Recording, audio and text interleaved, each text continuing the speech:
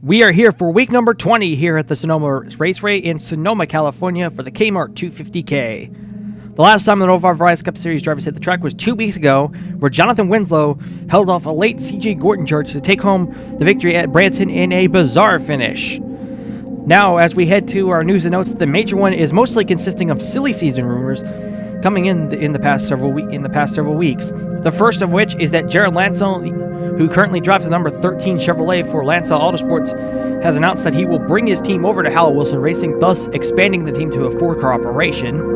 As of now, they have not found a driver for the 28 of Matt Kimlin, who will be retiring after the season, although the 16, as has been reported, for several weeks, Stephen Volk will be in that car for next year. Haviline, which currently sponsors the 71 of Nick Dunnigan and the 71 primarily driven by Connor Zuki, who has been out the entire season due to an injury, will return to Billy Garber Motorsports, likely to sponsor Jason Calasso, who's had a very good season in that 04 car. Carter Pavis will then obtain the Lays sponsorship, which Lays actually ironically sponsored Carter Pavis during the 2012 season during his rookie campaign. However, Lays cut the sponsorship following the 2013 season just to chasing Calasso's 014, which at the time was driven by Billy Garber, who left the team following the 2013 season to focus on ownership roles. Lucas Oil, as a result, will leave the team because of this. Another sponsorship that is also leaving will be National Guard, leaving the 26 team of Todd Piper, likely because of the performance issues stating with the 26 team, as the 26 team has been struggling all year. Southwest Airlines, which will be sponsoring the 34 of Tony Piper in a Columbia one-off race, is likely to become the new sponsorship on the 26 team, on the 26 car for the 2016 season. Waffle House, which has primarily sponsored the 7 on a few occasions this year, is reportedly asking to sponsor the 7 car full-time. We do not know anything else about that, but Waffle House has announced will try to get the sponsorship on the 7 for a full-time basis for Canadian Caroline Salvatores. Shane Truex, who, as I believe, qualified for this race, he has announced that he will not return to Tyson Bell Racing following 2015 season, likely because of performance issues. There are rumors going around that Nick Dunnigan will likely replace Truex, as Austin Warwick has already been re-signed to a contract in the number 3 CarQuest Toyota. And also the biggest one and the most recent one is that GoDaddy.com, which currently sponsors the 01 of Gianna Nori, will not return to the team due to their contract coming to an end. We have not gotten any word or any rumored sponsors that could replace the 01 of Gianna Nori, but we do hope for the best.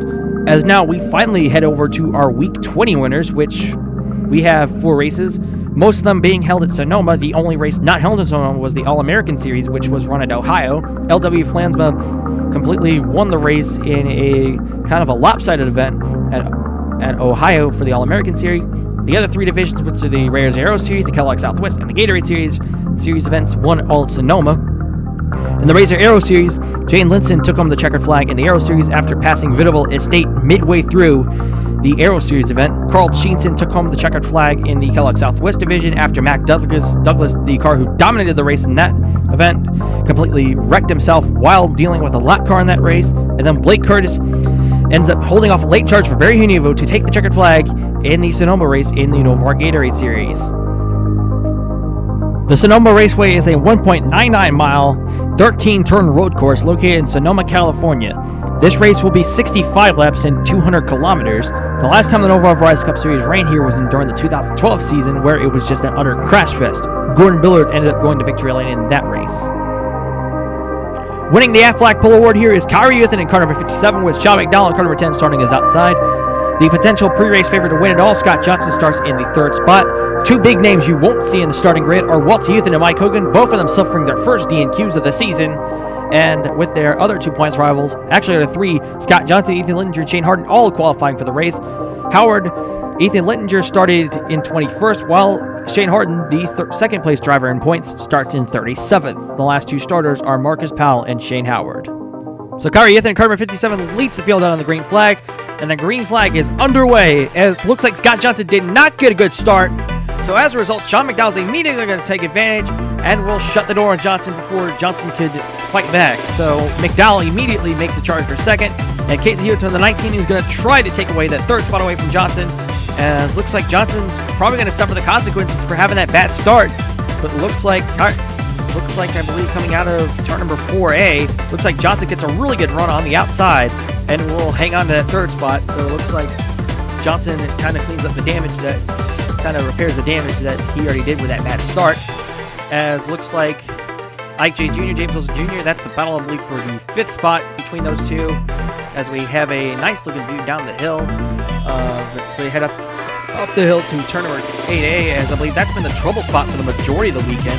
As Kyrie Ethan, the 57, already has a sizable gap. Here's our first incident of the race, speaking of turn 9A. Ike J. Jr. runs the course up a little bit, gets James Wilson Jr., and they take each other out from the 5th spot. So that's not how you're supposed to start a race, and especially that's for the 5th spot. That's going to be even worse, as Ike J. Jr. has just had bad luck pretty much throughout the season. Back up front, Scott Johnson, the 58, would immediately make a challenge on Sean McDowell a few laps later and would get by the 10 quite easily. Johnson, who actually in Vegas bettings, Johnson was basically the favorite to win this race, as he's had a very strong car in all the practices. He's actually was, I believe, the top of the charts in 2 of the 3 practices. So Johnson is a threat for this race, as he just clears the 10 to Sean McDowell. Casey Hitzer in the 19 still reigns in the 4th spot. Chris Bell has gone by Shane Nargan in the 32 for that 5th spot. As we head up the hill, Kyrie Ethan in the 57 still leading the way. Here is Shane Harden, 59. Harden, who is going into this weekend as second in points, tied with Mike Hogan. However, with his 2 points rivals not qualifying the race, Harden's goal was now just simple. Combined with a D&Q by both Walter Ethan and Mike Hogan, combined with starting at the back of the field, Harden's goal was basically trying to gain up as much spots as he can and try to be conservative. Harden normally being an aggressive driver and will try to move his way up to the field. Harden has not really gained any ground after starting in 37th. He's only up to 33rd at this point. But Harden's goal, as AC Pearson, I believe, slid off the course a little bit. Harden has just been driving a little bit conservatively, as Harden is just trying to gain a lot of points to try to cut that point sig down. As Harden going into this weekend was trailing by 41, as they see Damon Scott, car number 18. Damon Scott will try to take away that 33rd spot, and the 18 nearly slides up into the 59 of Shane Harden.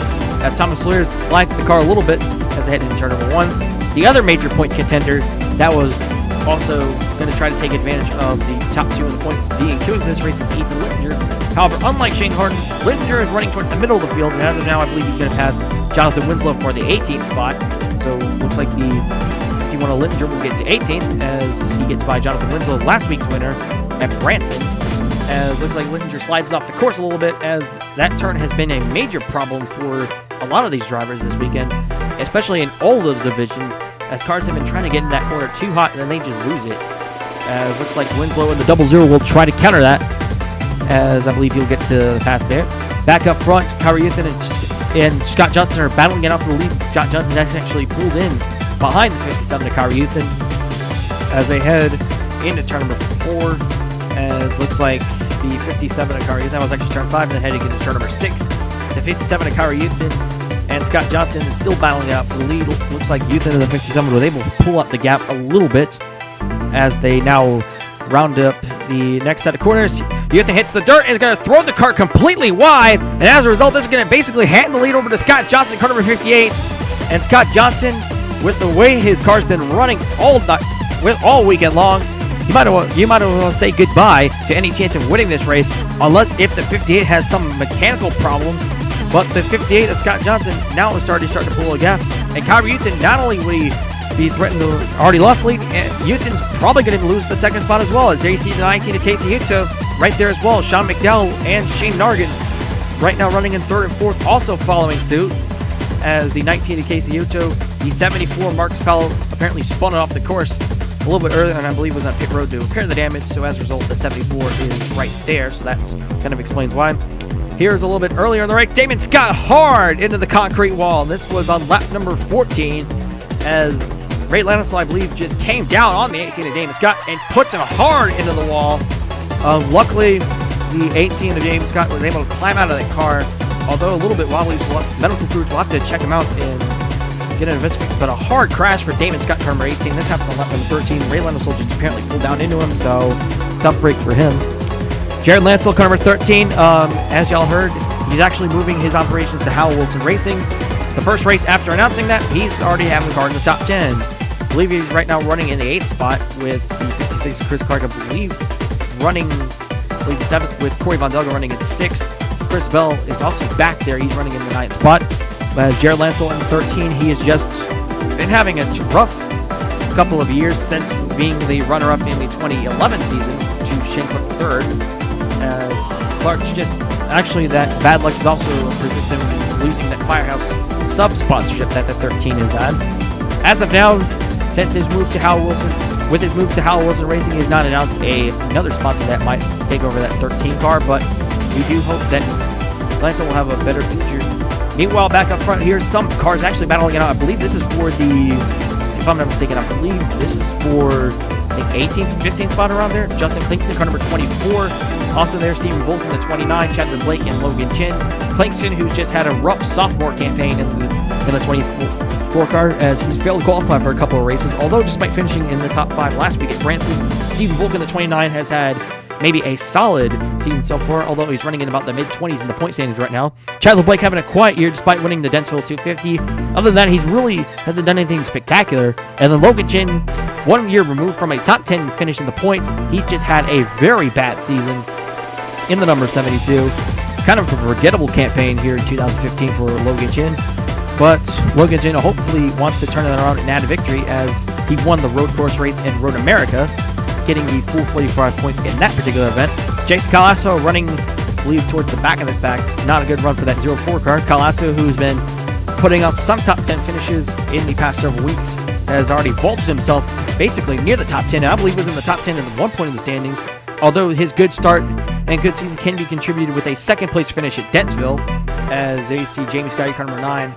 Another car who actually was poised to have a good season, just not been nowhere. And there you see in the back, Brian Wilson right there in front of him. Wilson not really been close at all. And then Shane Harden in the back. Looks like Harden has kept his nose clean, so his plan of trying to get more points and being conservative is kind of working out. Even though he's still running right now in the 23rd spot, it's somewhat working out. So I think that strategy is already working in favor of Harden, as there you see several of those cars up front. We would have our first batch of green flag pit stops happening on lap number 34. Kyrie Euthan and Casey Huto were the first two cars entering pit road. They were followed by Corey Von Delga in the 23, as we've shown here, and then followed suit by Keith Hales, Shane Truex, and Alan Kimmel in the 88. The rest of the field came in as the following lap. Scott Johnson in the 58 came into pit road as he enters pit road. They were followed by Shane Nargan and Sean McDowell in car number 10. Nargan in the 32, your defending champion, right now still hanging on to a good spot in the finish right here. Chris Clark at the 56 would follow suit as a result of it, but back up front, Scott Johnson, car number 58, would re-inherit the lead. However, the lead was a little bit shorter than it was before, as Scott Johnson had fresher tires over Kyrie Euthan. He had been trying to hit earlier than Johnson to try to gain an advantage, but from what's looking like, it's not going to work out as well as you thought it would. You see the 35, Tony Whiter probably about to fall out down as a result of the pit strategy. Meanwhile, back up front, Keith Hales turned in the tire wall hard. I believe this was on lap number 36. Here's from Scott Harper's perspective. I think Harper just pulled down onto the 27 of Keith Hales, and then Harper was, I believe, running a 15th at the time. Harden, I think, trying to avoid the wreck on the dirt, which is kind of unusual for him. And then a big story in the race, Justin Clinkston would pull in front of Kyrie Euthan. They just send the 24 around and would knock the 57 probably out of this race. And Euthan, who was running second at the time, is now going to go out of the race, as Justin Clinkston, I think he just pulled straight down on the 57. I don't know what Clinkston was thinking there in the number 24, as that was just kind of a boneheaded move to get into a race leader, while Clinkston was, I believe, running like one lap down. As a result of this, Casey Huto, car number 19, is going to take over that second spot in kind of an unexpected way. So the race lead has been lost in kind of like by a mistake, and a second place. Casey Huto ends up getting the second place spot due to kind of a driver acting like an idiot. As a result, Shane Nargan, car number 32, is currently hanging on into the third spot. Good run for car number 32, defending champion. Sean McDowell, car number 10, right there in the fourth spot as well. So Shane Nargan, his championship defense campaign has not really been what he's expected. Nargan, despite being out front in several occasions, he has just really not put up the finishes that kind of compared to last year. Corey Von Delga and Alan Kimmel are running, I believe right now, 5th and 6th respectively. Von Delga, good run for that 23 team, as he's just had a little bit of a rough campaign, as you see Alan Kimmel in the 88 there. Ethan Littinger, car number 51, as you see barely in the background. He's running in the 7th spot. 8th and 9th were Logan Chin and Shane Church, respectively, but we're looking at the battle for 10th between Brandon Green and Chadwick Blake. Blake, as I mentioned earlier, has had a decent season in the 15. Right now running in the top 10 of the point standings. Jason Calasso, right now 11th. Shane Harden, the conservative plan is still working, as he's all the way up to 12th spot right now, as Chadwick Blake would eventually get by the 30 of Brandon Green right there, but Brandon Green would eventually get the spot back as Chadwick Blake pulled away. The vibration was reported on the 15, so Blake had to pit from the 10th spot, so tough break from Chadwick Blake here. Who was going to try to capitalize on a top 10 finish, but looked like that's not going to happen today. However, in the closing stages of the race, Shane Nargan and Sean McDowell would clash for the 3rd spot. McDowell actually ran down the 32, and Nargan slid the car off a little bit in turn number 1, and Sean McDowell in car number 10 is going to take advantage of that with the 10 car of McDowell going right by the 32 of Shane Nargan. So McDowell in the 10 still hanging in that number 10 car. Very good run for that 10 car of Sean McDowell. Verona Racing, that 10 car has not really seen a top 10 since Brian Wycheck was in that car during the 2009 and 2010 season. However, another battle was potentially unfolding. Shane Truex in the 73 were running in the 8th spot. James Carter in car number 9 running in 9th. Jason Calasso in car number 04 running in 10th. Harden in 11th. So from the looks of it, we were going to get a battle for potentially the 8th spot here, as looks like the gap's a little bit, but all those cars would eventually close in, as we hope we actually get a battle for that 10th spot, as Truex in the 73 was bringing in. This is from turn number 7, Scott A, Calasso, and Harden. Harden's still doing an excellent job in that 59 car, being conservative. However, the big story of this race was Scott Johnson, car number 58. He takes the white flag this time. Scott Johnson, despite holding a 3-second lead over Casey Hutto, which might not seem like a lot on a road course, but it actually is somewhat of a comfortable distance for that 58 car. Scott Johnson, the favorite going into this weekend, has been very fast in practice all week long. And as I mentioned, while Harden and Littinger were the main contenders in the point standings, Scott Johnson will also have a big gain in the point standings. I believe he was 5th in the point standings going into this weekend, and if the results hold up, Johnson will likely move into 3rd in the point standings and will actually be in the teens when it comes to the points. So we'll have to take a look at the standings about that. But Scott Johnson, what a statement here. Johnson, who wasn't really questioned by the crews if he could respond. Johnson, not only that, Camden is actually coming up in a few weeks, and Johnson was running really well at that racetrack, and I believe finished 2nd in that race last year, so Johnson should be a threat to win that race. So if Johnson's luck can fall the way and probably still hang in there, Johnson could probably end up as the points leader leaving the Camden weekend.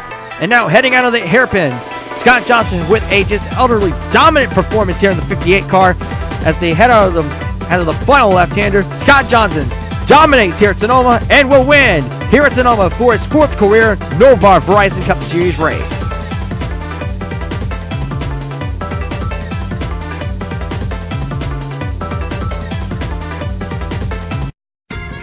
So Scott Johnson takes control of this race here at Sonoma after taking the lead over on lap number 12 and pretty much just driving away from it from there.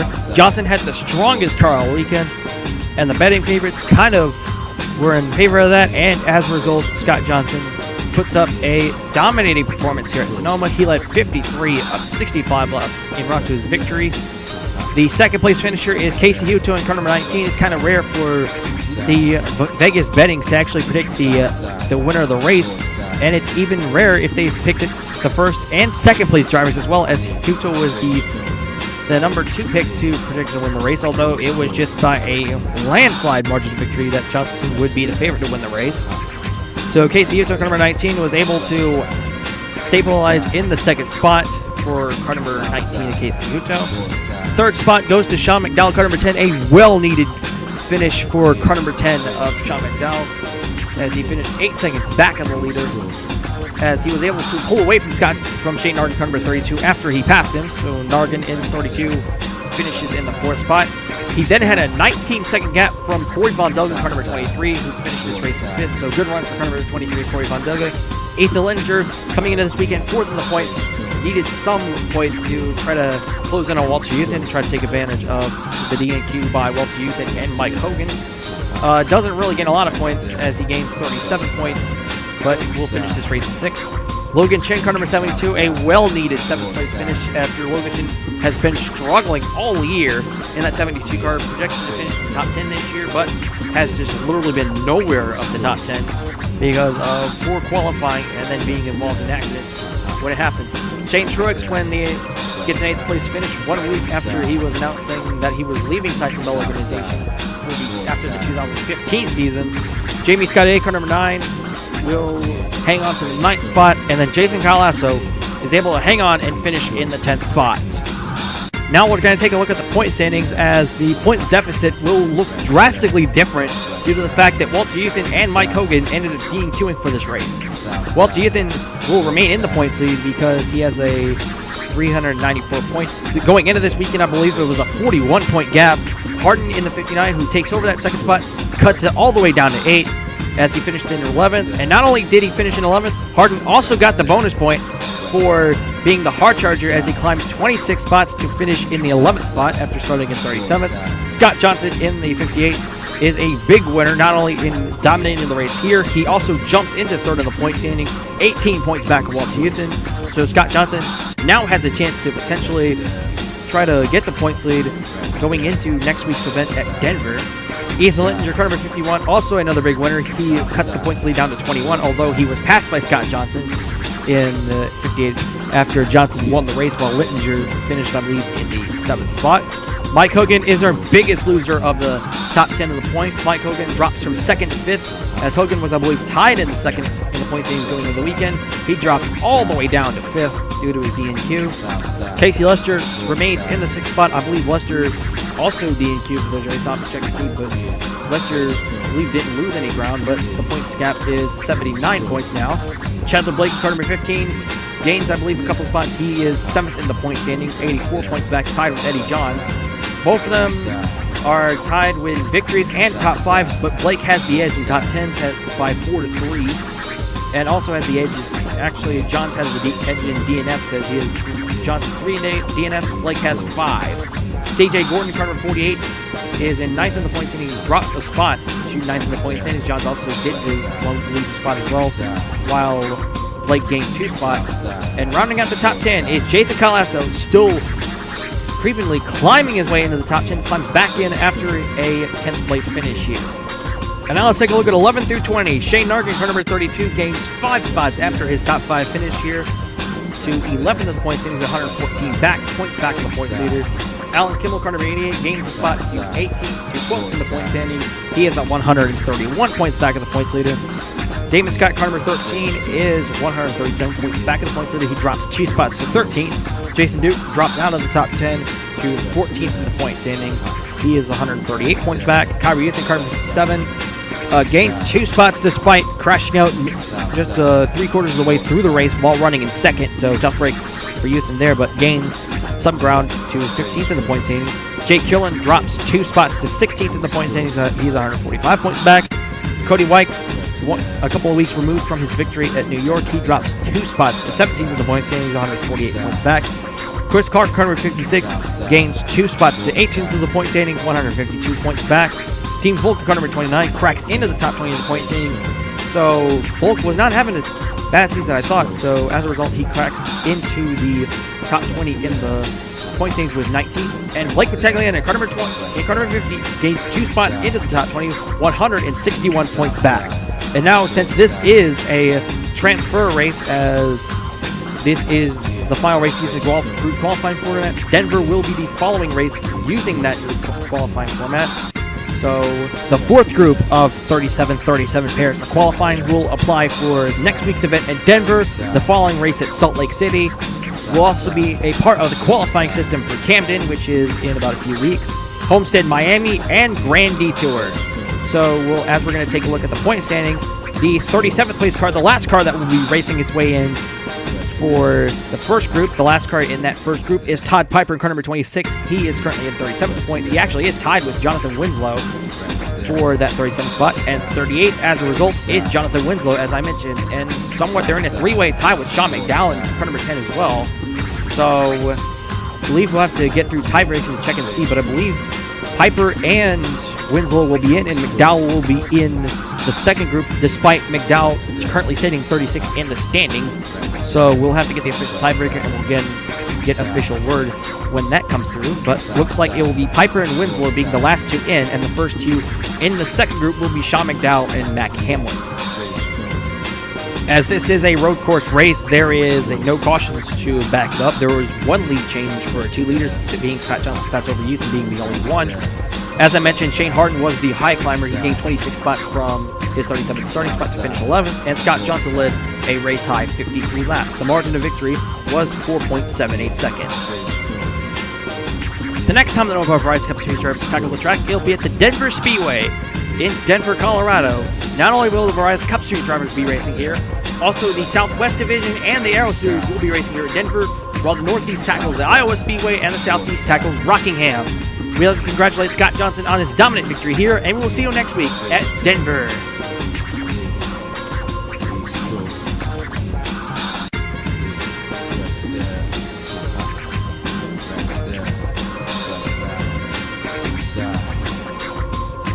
South side.